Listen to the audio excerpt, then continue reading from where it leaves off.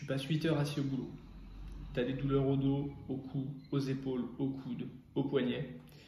Ça t'arrive d'avoir des maux de tête. À la fin de la journée, tu as l'impression d'avoir la myxomatose tellement tu as passé de temps devant les écrans. On t'a proposé une chaise ergonomique, un bureau ergonomique, un bureau assis debout. On t'a dit qu'il fallait avoir le bureau bien aligné avec l'ordinateur, les yeux bien alignés avec ton ordinateur et pourtant rien n'y change. Tu as toujours tes douleurs. Moi, je vais te proposer aujourd'hui une petite routine qui va sortir un petit peu de l'ordinaire, une routine que tu vas essayer de faire idéalement plusieurs fois dans la journée. Alors oui, je sais, tu vas me dire c'est une contrainte, mais tu verras, tu n'es pas obligé de faire toute la routine, tu peux faire uniquement les exercices qui t'intéressent. La routine est très simple, ça va se composer de rotations sur beaucoup d'articulations, mais des rotations qu'on va répéter de nombreuses fois. Parce que c'est par la répétition qu'on va réussir à générer un changement à la fois dans la perception, à la fois au niveau tissulaire. C'est très compliqué de compenser la sédentarité qu'on a dans notre job. Donc le plus on va réussir à intégrer de mouvement dans nos vies, mieux ce sera, meilleur on se sentira. Donc aujourd'hui, je vais te montrer une routine ultra simple. Tu n'auras quasiment même pas besoin de retenir quoi que ce soit, puisque si tu as compris le mot rotation et que tu sais comment on fait des rotations, tu as compris la routine. Alors moi, je vais te la décomposer, évidemment, parce que c'est mon job, et puis parce que j'ai besoin de te montrer quelque chose qui soit carré, quelque chose que tu vas pouvoir utiliser dans ta vie quotidienne. On va commencer de haut en bas. Donc on va commencer par les yeux, on va ensuite attaquer par le cou, ensuite on va faire les omoplates, on va faire les épaules, on va faire les coudes et on va faire les poignets et enfin la cage thoracique.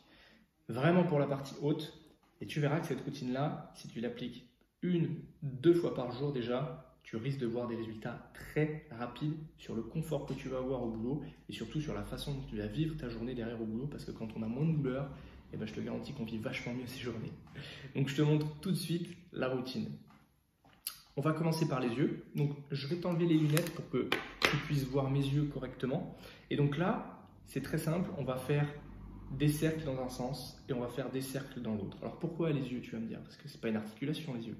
Eh bien tout simplement parce que les yeux, on a un réflexe qui s'appelle le réflexe oculo-céphalo-gyrre qui nous relie en fait les muscles des yeux, enfin les mouvements des yeux aux muscles, les petits muscles qui sont à l'arrière du cou. Et donc de venir générer des mouvements avec les yeux, ça va changer un petit peu le tonus de cette zone-là et donc ça va te donner, te faire un feedback, te donner un retour aussi d'informations et transformer un petit peu la façon dont tu vas percevoir la zone. Et vu qu'après on va venir mobiliser les cervicales, et ben ça va nous aider un peu. C'est parti. Donc tu peux commencer en haut, à droite, en bas, à gauche et on fait des ronds. On essaie de faire des ronds en ne bougeant que les yeux. Ok. Une fois qu'on a fait dans un sens, on repart d'en haut et on fait dans l'autre sens.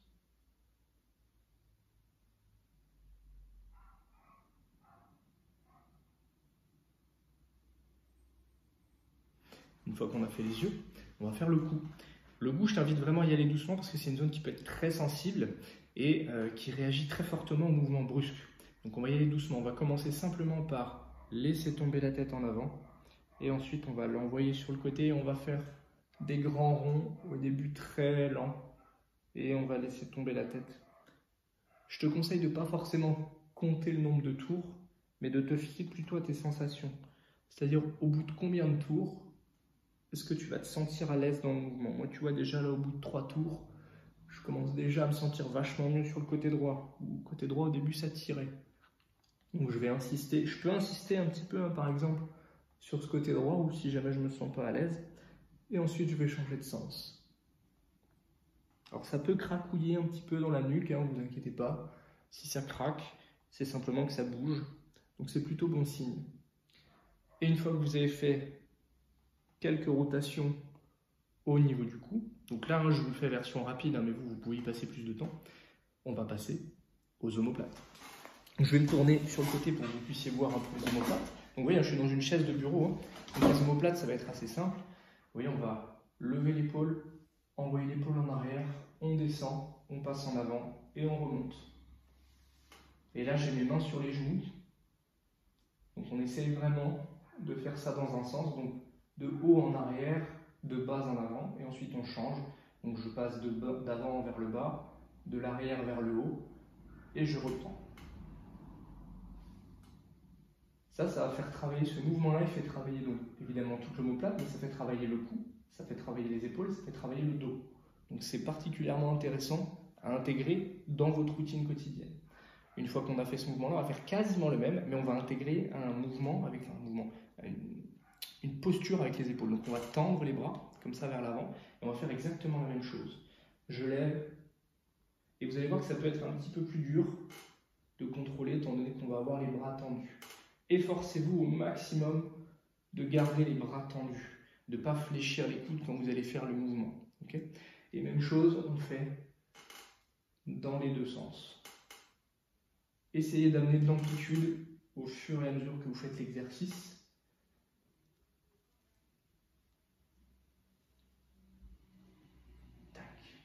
Une fois qu'on a fait les épaules, on va pouvoir faire les coudes. Donc pour les coudes, je vais baisser un tout petit peu la caméra, histoire de vous montrer un peu comment on va faire les coudes. Donc pour les coudes, encore une fois, rien de bien méchant. Le coude, c'est une articulation qui fonctionne sur deux plans de mouvement. On va avoir de la flexion, de l'extension, et on va avoir de la pronation. La pronation, c'est quand la paume de la main regarde vers le sol, et on va avoir de la supination. La supination, c'est quand la paume de la main regarde vers le plafond. Donc on va commencer paume de main vers le plafond. On va fléchir les coudes, on va tourner les paumes de main vers le sol et on va tendre les coudes. Et on recommence. Paume au plafond, flexion, paume vers le sol, extension. Et on reprend ce mouvement-là.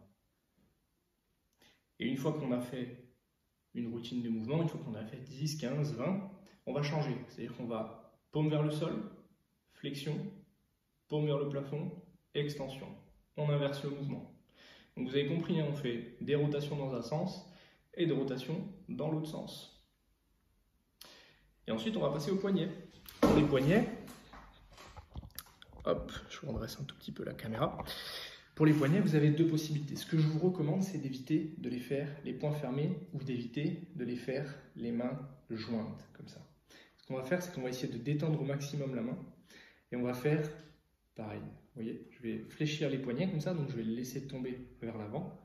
Ensuite, si je me mets comme ça, je vais les incliner vers l'intérieur. Je vais partir vers l'arrière et je vais partir vers l'extérieur. Ok ? Et je vais recommencer.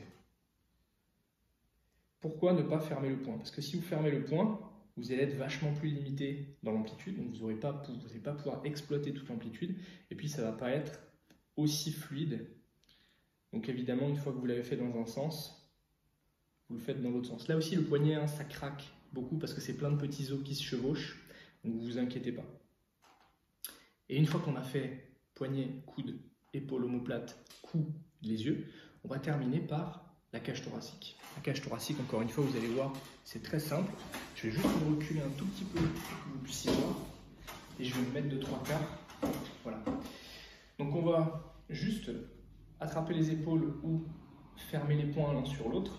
Et ce qu'on va faire, c'est que vous allez arrondir la cage thoracique, vous allez l'envoyer sur le côté et vous allez faire des ronds comme ça. Vous pouvez prendre un coussin si vous avez un coussin, de manière à avoir quelque chose qui vous aide à tourner. Et juste ces petits mouvements-là, vous allez donc vous penchez sur le côté, vous penchez vers l'avant, vous penchez de l'autre côté et ensuite vous redressez. Ça, c'est un très bon mouvement pour venir stimuler et mobiliser la cage thoracique, les côtes, les vertèbres, les muscles, les articulations, etc., etc. Évidemment, une fois que vous l'avez fait dans un sens, vous le faites dans l'autre sens. Et vous êtes prêts à bosser dans de bonnes conditions. J'espère en tout cas que cette vidéo vous aura plu. Comme d'habitude, il y a toujours mon lien en description si jamais vous ne l'avez pas encore acheté. On est bientôt à 100 000. Abonnez-vous, vous êtes encore trop nombreux à regarder mes vidéos et pas à être abonnés. Si la vidéo vous a plu, lâchez-moi un gros pouce bleu. Enfin, un pouce en l'air plutôt, c'est plus bleu maintenant, mais voilà, vous m'avez compris. Et moi, je vous dis à très vite pour de prochaines vidéos. Ciao.